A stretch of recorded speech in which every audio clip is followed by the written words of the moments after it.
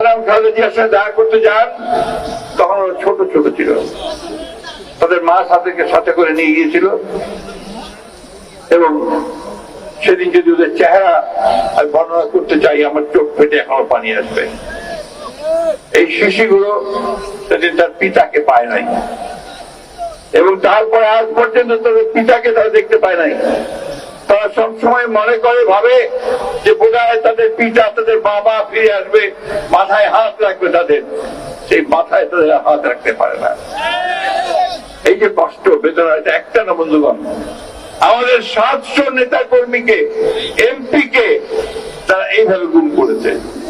সিলেটের ইলিয়াস আলী, আপনারা জানেন যে তাকে ঢাকা থেকে গুম করে ফেলা হয়েছিল, আজ পর্যন্ত তাদের গুম করতে পাওয়া যায়। এইভাবে 20,000 নেতা কর্মীকে হত্যা করেছে, খুন করেছে। আমাদের এখানে এমন কোন লোক নাই যার বিরুদ্ধে মামলা নাই। মামলা আছে না? প্রায় 60 লক্ষ মানুষের বিরুদ্ধে মামলা। আজকে আপনাদের ওই ওখানে ব্যানারের ছবি দিয়েছে, সেই ছবি দিয়েছে লাখ সাহেবের কারা কারা নির্যাতিত হয়েছেন, কারা গুম হয়েছে, কাদের বাড়িঘর ভেঙে দেওয়া হয়েছে, সেই সবকিছু এখানে আছে। এই শেষ যে আন্দোলন, যে আন্দোলনের ছাত্র জনতা একসাথে আন্দোলন করলো, সেই আন্দোলনে প্রায় 2000-এর উপরে মানুষকে তারা গুলি করে পাখির মতো হত্যা করেছিল। এর মধ্যে আমাদের বিএনপি প্রায় 822 জন ছিল। আজকে আমরা শ্রদ্ধা জানাই, সম্মান জানাই আমাদের হিরু ভাইকে, সম্মান জানাই আমাদের পারভেজ ভাইকে, আমাদের ইলিয়াস ভাইকে, আর আমাদের অগণিত মানুষ যারা প্রাণ দিয়েছেন, যারা গুম হয়ে গেছেন, যারা আহত হয়েছেন, তাদের সকলকে আমরা শ্রদ্ধা জানাচ্ছি, সম্মান জানাচ্ছি।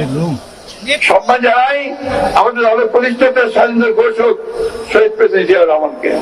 তিনি আমাদেরকে একটা স্বাধীন দেশ দিয়েছিলেন, তিনি আমাদেরকে নতুন করে বাঁচার স্বপ্ন দেখিয়েছিলেন। সেখান থেকে হাসপাতালে, তারপর 2 বছর বাসায় কারাবন্দী হয়ে, গৃহবন্দী হয়ে থাকতে হয়েছে। কেন?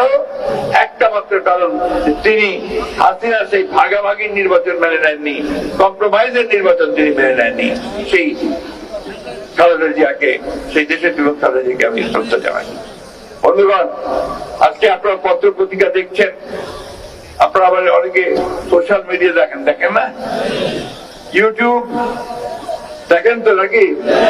ফেসবুক, এর মধ্যে অনেকে অনেক কথা বলে। এখন অনেক বেড়েছে, এমন এমন কথা বলে যে তারাই যেন এই দেশটার জন্য সংগ্রাম করছে, লড়াই করছে, আর আমরা বাংলাদেশে বসে যেন সবাই আপনার বসেছিলাম, তাই না? বিদেশে বসে অনেক ভালো ভালো কথা বলা যায়।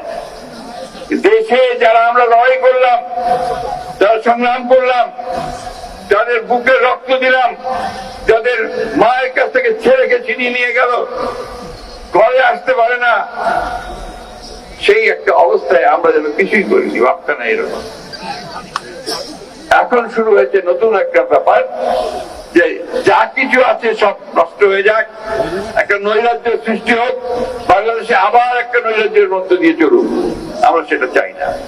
আমরা চাই যে এই সরকার সফল হয়ে সফলতার সঙ্গে তারা একটা নির্বাচনের ব্যবস্থা দিই। আমি একটা কথা জিজ্ঞেস করি ভাই, যে সংস্কার সংস্কার সংস্কার বলছি না? আমরা বলছি, আমরা আবার 31 দফা বলছি সংস্কারের কথা, তাই না? সরকার বলছে সংস্কার যেন 6টা কমিশন বানাইছে। আচ্ছা, সত্যিকার করতে বলেন তো আমাদের সাধারণ মানুষ, তারা সংস্কার কথাটা কতটুকু বোঝেন? বলেন না, বলেন।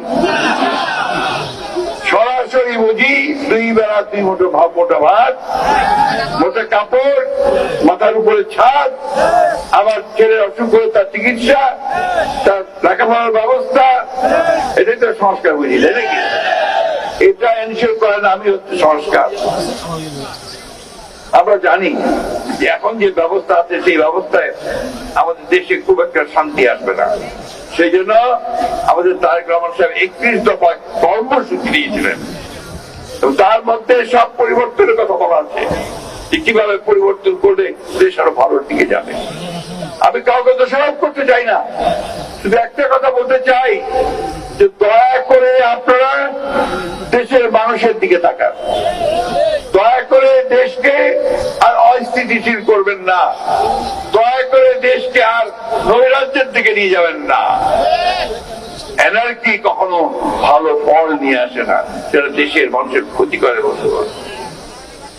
আমি ধন্যবাদ জানাতে চাই সেনাবাহিনীর প্রধানকে যে তিনি ঠিক সময় যখন 5ই আগস্ট সেই সিপাহীরা বিপ্লব করে পালিয়ে গেল শেখ হাসিনা, সেই ঠিক সময় তিনি জনগণের পাশে এসে দাঁড়িয়েছেন এবং আমাদেরকে সঠিক পথে যাওয়ার সাহায্য করেছেন।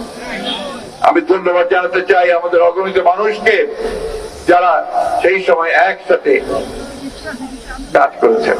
ধন্যবাদ জানাতে চাই সকল রাজনৈতিক দলগুলোকে সেই সময় যারা সমস্ত বিভেদ ভুলে গিয়ে দেশকে রক্ষা করার জন্য, মানুষকে রক্ষা করার জন্য তারা একসাথে এক হয়ে কাজ করেছে।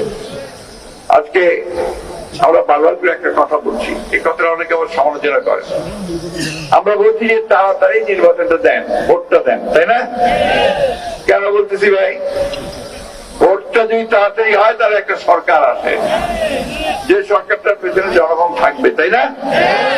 আর যদি জনগণ না থাকে তাহলে কি ওটা কাজ করতে পারবে? তাহলে আজকের সরকার যত বড়ই হোক, যত বড় বড় লোকজন দিয়ে সেটা চলুক, পেছনে জনগণ থাকতে হবে। আমরা সেই কারণেই বলেছি যে আর কাল বিলম্ব না করে দ্রুত নির্বাচনের ব্যবস্থা করুন। তার জন্য যতটুকু পরিবর্তন করা দরকার, যতটুকু সংস্কার করা দরকার, সেইটুকু সংস্কার করে ভোট দিন। আজকে দরকার আপনার নির্বাচন কমিশনকে ঠিক করতে হবে, ঠিক করতে হবে পুলিশ বাহিনীকে, ঠিক করতে হবে প্রশাসনকে, ঠিক করতে হবে জুডিশিয়াল সিস্টেমকে। এটা প্রায় ঠিক হয়ে আসছে। এটাকে ঠিক করে ভোট দেওয়ার জন্য ভোটের একটা রোড ম্যাপ, কবে কবে ভোট হবে, কিভাবে হবে, সেটা একটু জানিয়ে দেন জনগণ। জানিয়ে দিলে অনেক অংশেই আপনার সবাই ঠান্ডা হবে, স্থিমিত হবে। বন্ধুগণ, একটা জাতির একটা মুহূর্ত আসে, আমরা আজকে সবাই কিন্তু অস্থির অবস্থায় আছি, ঠিক জানি না কখন কোথায় কি হচ্ছে, তাই না? বুঝতেও পারছি না। এই জায়গা থেকে আমি অনুরোধ করব অন্তর্বর্তীকালীন সরকার প্রধানকে, প্রফেসর ইউনূসকে, যে আমরা জাতিকে অনিশ্চয়তার মধ্যে না রেখে দয়া করে খুব দ্রুত নির্বাচনের তারিখ ঘোষণা করুন। আর অন্যান্য রাজনৈতিক দলের কাছে অনুরোধ করব, এমন কোন কথাবার্তা বলবেন না যাতে জাতির ঐক্য বিনষ্ট হয়। আমরা রাজনৈতিক দল হিসাবে আমরা দায়িত্বশীল দলের মতো কাজ করতে চাই, করেছি অতীতে। আমরা অতীতে সরকারে ছিলাম, ইনশাল্লাহ আবার জনগণের ভোটে আমরা সরকারে যাব। সেই জন্য আমরা মনে করি যে বাংলাদেশকে কোন ঝুঁকির মধ্যে ফেলা উচিত নয়। সেই জন্যই বাংলাদেশকে এখন একটা নির্বাচনের মধ্য দিয়ে একটা স্থিতিশীল অবস্থা সৃষ্টি করা প্রয়োজন। আপনাদের এখানে কুমিল্লা, লাকসামে আপনাদের অনেক বড় বড় ব্যবসায়ী আছেন, অনেক বড় বড় ব্যবসায়ী। তারা কিন্তু এখন ব্যবসা প্রায় বন্ধ করে ফেলেছেন, নতুন আর বিনিয়োগ করছেন না, কারণ তারা নিশ্চিত নন যে এই অবস্থাটা থাকবে না, আরো খারাপ হবে। সেই কারণে তারা বিনিয়োগ করছে না। ফলে কি হচ্ছে, আমার ছেলেরা কিন্তু চাকরি পায় না। চাকরি পাও তোমরা? পায় না। আওয়ামী লীগ তো দেয় নাই, হাসিনার সরকার তো গত 15 বছর ধরে বন্ধ থাকলে চাকরি দেয় নাই, তাই না? ব্যবসা বাণিজ্য করতে দেয় নাই। আজকে একটা সম্ভাবনা দেখা দিয়েছে, সেই সম্ভাবনা কাজে লাগাতে আমরা অতি দ্রুত একটা নির্বাচন চাই। সেই নির্বাচনের মধ্য দিয়ে আমরা একটা স্থিতিশীল বাংলাদেশ দেখতে চাই। লাকসামের মানুষের কাছে আমার আরেকটা অনুরোধ আছে। আমি আজকে এখানে এসে লক্ষ্য করেছি কিছু কিছু ছোট ছোট ছেলে তারা স্লোগান দিচ্ছে, অমুক ভাই তমুক ভাই। ভাইয়ের রাজনীতি করো না ভাই, রাজনীতি করবা দেশের জন্য, দেশের মানুষের জন্য। আর স্লোগান যদি দিতে হয় দিবা জিয়াউর রহমানের জন্য, খালেদা জিয়ার জন্য, তারেক রহমানের জন্য। কোন ভাইয়ের স্লোগান আমরা দেব না। সবাই আমাদের তিন নেতা, আমাদের তিন ভাই, এটা মনে রাখতে হবে। আমরা এখানে যারা আছি আমাদের অনেক বয়স হয়ে গেছে, আমারও অনেক বয়স হয়েছে, আমরা বেশি দিন পৃথিবীতে থাকবো না, কিন্তু আমরা যেটা চাই, মনে প্রাণে চাই যে বাংলাদেশ সত্যিকার অর্থেই একটা সুন্দর, একটা সমৃদ্ধ, একটা গণতান্ত্রিক বাংলাদেশ হোক। এই প্রত্যেকবার হানাহানি, মারামারি, নির্যাতন, ইলেকশন আসলেই কাটাকাটি, এগুলো আমাদের ভালো লাগে না। এতে করে আমরা পিছন দিকে পড়ে যাই, তাই না? তাই আসুন, আমি বক্তব্য বাড়াবো না। আমাদের এই দেশ, আমরা স্বাধীনতা চাই। আরেকটা কথা বলতে চাই, এটা অনেকে মনে রাখতে হবে সবসময়। আমাদের দেশকে নিয়ে অনেক ষড়যন্ত্র হচ্ছে। ওই যে চলে গেছে, পাশের দেশে পালাই গেছে না হাসিনা বেগম, হাসিনা বেগম ওখানে গিয়ে আবার দিল্লিতে বসছেন। দিল্লিতে বসে তিনি বিভিন্ন রকম ষড়যন্ত্র চক্রান্ত করছেন। আমরা খুব পরিষ্কার করে বলেছি যে ভারত আমাদের প্রতিবেশী, তাকে অস্বীকার করবার কোন উপায় নাই। বড় প্রতিবেশী, এই রিয়ালিটি, বাস্তবতা। কিন্তু ভারত যদি মনে করে থাকে যে একমাত্র আওয়ামী লীগই তাদের বন্ধু, তাহলে ভুল হবে। বাংলাদেশের মানুষকে তারা কাছে পাবে না, কারণ আওয়ামী লীগ হচ্ছে এই দেশে সবচেয়ে ঘৃণিত একটা রাজনৈতিক দল। যারা আমাদেরকে হত্যা করেছে, আমার ছেলেদেরকে হত্যা করেছে, আমার দেশকে যারা ধ্বংস করে দিয়েছে, ভাই চিন্তা করতে পারেন কিভাবে লুট করেছে তারা। কিছুক্ষণ আগে কথা ছিল আপনাদের সুমন সাহেবের সঙ্গে, আমাদের কমিটির সভাপতি, এখন অবৈধ দায়িত্ব পেয়েছেন। তিনি বলছিলেন যে ব্যাংকগুলো এখন একেবারেই পুরোপুরি ভাবে অনিশ্চিত অবস্থার মধ্যে রয়েছে। ব্যাংকগুলো থেকে হাজার কোটি টাকা লুট করে নিয়ে চলে গেছে। তার বাবাও খুব বড় শিল্পপতি ছিলেন, ব্যাংকার ছিলেন, এও এখন বড় শিল্পপতি ব্যাংকার। এই হচ্ছে একজনের কথা বললাম আমি।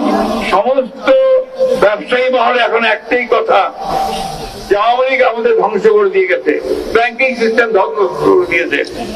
180 লক্ষ কোটি টাকা তারা পাচার করে দিয়েছে, দেশ থেকে বের করে দিয়েছে।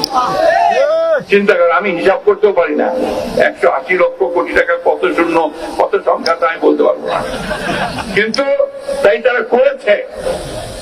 এই দেশকে যদি আবার ফিরে আনতে হয় তার জায়গায়, আপনাদের লাকসামে অনেক ভাই আছে না যে বিদেশে চাকরি করে, মিডল ইস্টে, মধ্যপ্রাচ্যে চাকরি করে, আছে না?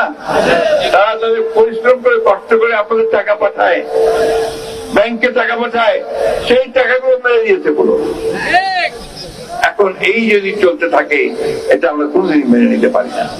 সেই কারণেই আওয়ামী লীগকে দেশের মানুষ তাকে তাড়া করে বের করে দিয়েছে। এখন আমরা যারা আমাদের নিজেদের মধ্যে সে ঐক্যটা রাখি, একটা নির্বাচনের মধ্যে দিয়ে আমরা একটা সরকার গঠন করব, পার্লামেন্ট গঠন করব, দেশটাকে সুন্দর করে গড়ে তোলবার চেষ্টা করব। আর আমার একটা অনুরোধ আছে আপনাদের কাছে যে আমরা অযথা নিজেদের মধ্যে তর্ক বিতর্ক, নিজেদের মধ্যে বিভেদ সৃষ্টি করব, আমরা ঐক্যবদ্ধ থাকবো। এই কথাটা আমি আপনাদের পরামর্শকে এই জন্য বলছি, যেটা খুব বেশি প্রয়োজন আছে আপনাদের। শুধু রাকসাম নয়, সমগ্র বাংলাদেশে এই ঐক্যটা সবচেয়ে বেশি দরকার। ভাই বন্ধু সবাই, আপনারা আমাদের ভাই বন্ধু, আমার ছোট ভাই ছেলের মতো। আমি তো একটা কথা আপনাদেরকে শেষ মুহূর্তে বলতে চাই, অনেক ত্যাগের বিনিময়ে আমরা এই হাসিনাকে সরাতে পেরেছি, তাই না? অনেক ত্যাগের বিনিময়ে আমরা একটা সম্ভাবনা, নতুন একটা সুযোগ আসছে আমাদের সামনে। আসুন আমরা ঐক্যবদ্ধ হয়ে সমস্ত রাজনৈতিক দল, সমস্ত ব্যক্তি, সবাই সংগঠন, যে যেখানে আছি, আমরা সেখানে এক হয়ে কাজ করি, একভাবে যাওয়ার চেষ্টা করি। অযথা দেশকে বিভ্রান্ত করবার চেষ্টা করবেন না। একটা কথা বলে শেষ করব। 1971 সালে আমরা যুদ্ধ করেছিলাম, স্বাধীনতা যুদ্ধ। সেদিন আমরা রক্ত দিয়েছিলাম, লক্ষ লক্ষ মানুষ প্রাণ দিয়েছিল, আমাদের মা বোনেরা ইজ্জত দিয়েছিল একটা স্বাধীন দেশ গড়ার জন্য। ওই 71কে কটাক্ষ করে কেউ কোনো কথা বলবেন না। এই দেশের মানুষ কোনোদিনই তা মেনে নেবে না। যেমন 24কে কটাক্ষ করলে কেউ কথা বললে মানুষ মেনে নেবে না, তেমনি 71কে কথা বললেও মানুষ কেউ মেনে নেবে না। আসুন আমরা সবাই ঐক্যবদ্ধ হয়ে কাজ করি। আপনাদের লাকসামে এসে আমি অত্যন্ত আনন্দিত হয়েছি যে এত মানুষ আপনারা সবাই একসাথে হয়ে আপনারা এখানে এই সভাকে সাফল্যমণ্ডিত করেছেন, এবং এখানে সকলের কৃতিত্ব রয়েছে। সব শেষে আপনারা সবাই ভালো থাকেন, সুস্থ থাকেন, ঐক্যবদ্ধ থাকেন, পরম করুণাময় আল্লাহ তাআলার কাছে এই দোয়া চাইছি। আসসালামু আলাইকুম।